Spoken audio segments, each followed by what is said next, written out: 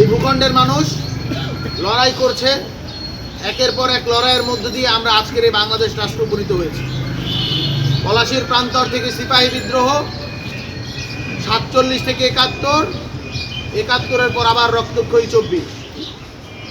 রক্তের মধ্য দিয়েই আমরা আসলে এই বাংলাদেশকে ধারণ করছি, লালন করছি এবং বাংলাদেশকে আমাদের বর্তমান যে অবস্থা সেই রূপে ফেরত পাচ্ছি। কিন্তু আফসোসের সাথে বলতে হয়, প্রতিবারই এই রাষ্ট্রে সাধারণ মানুষ রক্ত দেয় এবং সেই রক্তকে মারিয়ে ক্ষমতাকে পুঁজি করে ফুলে পেঁপে ওঠে কতিপয় মানুষ। কতিপয় এই মানুষদের হাতে বাংলাদেশ জিম্মি হয়ে রয়েছে প্রতিবার।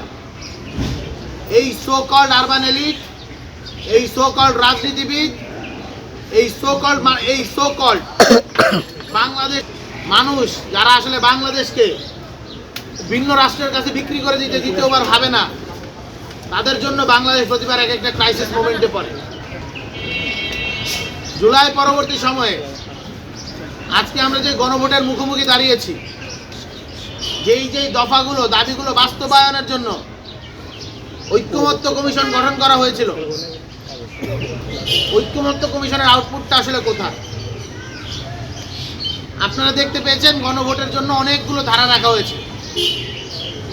এই প্রত্যেকটা ধারাকে নাকি 3 বা 4টা কোটেশনের উপর ভিত্তি করে একটা ভোট দিতে হবে। এইটা কি কখনো মেক করে কি? মানে এটা তো কখনো কোনো সেন্স মেক করে না।